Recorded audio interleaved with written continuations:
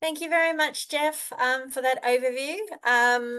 That's a very nice segue into my brief now 5 minutes that I'm going to spend talking about PacMOSSI support for equipment and supplies.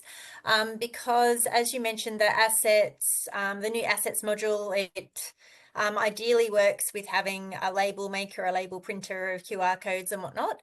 And just to mention that for countries that are interested, and if that suits their sort of their processes and that's sustainable for them going forward, then we're happy to provide that equipment as well. So next slide, please, Sally. I'm going to jump straight into equipment. So next slide. So most of you probably know that through the first few years of PacMOSSI, there was quite a bit of equipment and support provided to multiple countries. And this was to sort of give countries a head start and get them going with their mosquito surveillance and control. Most countries didn't have any of this at all. Some countries did in various states of condition. Obviously, equipment needs to be maintained over time. So we brought some brand new equipment for several of the Pacific Island countries that didn't have any. And we shipped this out. Most of it was back in 2022, and it included BG traps, GAT traps, ORI traps, and what was the other one? Can't remember the other one. Basic insectary equipment like bug dorms and larval trays and pipettes and all kinds of things that you would need to set up a basic insectary, and a whole lot of field equipment as well that you would need in addition to traps for both larval and adult surveillance, I should say.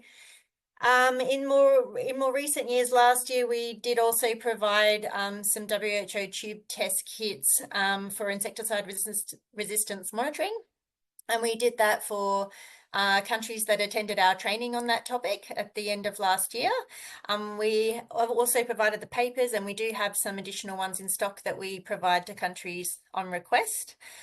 And finally, we also provided spray equipment for both indoor and outdoor residual spraying. And this coincided with our training again on that topic that we held in Cairns. So we ensured that following the training, the attendees would be able to go home and actually use the equipment that they were just trained to use. So the one limitation, I suppose, or challenge, one of the biggest challenges of the last few years in terms of equipment is insecticides. A lot of countries ask us if we can provide insecticides, and that's not something that JCU can do easily. So historically, we had a really strong partnership with WHO, who have a stockpile in Suva, Fiji, and I believe our colleagues at WHO have supplied several countries across the region through that stockpile. So that's really useful. But, again, sustainability of all this is an issue in the wake of, project-based support like this, funding constraints across the region, and of course, ministries of health being able to maintain this equipment going forward, because, it's something that we don't know how often is going to be provided. Next slide, please. Just some images now. These are the still sprayers on the left that were provided for outdoor residual spraying, and just a colleague from American Samoa there opening up his box of goodies from the lab. And next slide, please. So insecticide resistance training and some of that gear was provided as well. That's on the left. And I don't know if I mentioned we also provided microscopes for identification. I think we sent a couple to each country that didn't have those. And we've received really good feedback that's been really useful equipment. Next slide, please.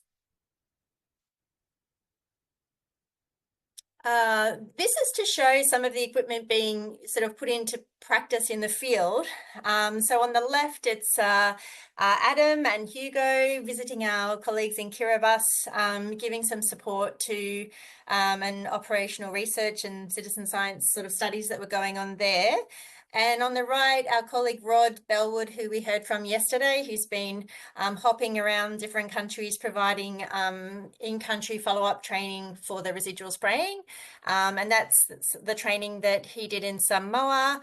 with a picture of the Goisper sprayers as what we provided for the IRS. The countries seem to really like those because they're a little bit less technical to use, but they are for a specific purpose only. But the reason I showed this slide is to emphasize that we learned through the first phase that it's not just about shipping out equipment to people and then assuming that they'll use it. But that follow-up in-country support to use it with them, to put it into practice together, has been where we've seen the biggest impact. And so that's something we want to take forward into our next phase in terms of future equipment that we might provide. Next slide, I think, is where I talk about that. Yes. So in the future, based on the learnings from the first few years, we do have a budget to continue supplying some of this equipment across the Pacific. But we would like to better link our provision of that equipment to existing field activities or PacMOSSI trainings, because we've found that to be more useful and more relevant for the countries as well. So there will be additional supplies to be provided as top-up if countries need it. Mosquito traps are probably still okay, and sprayers.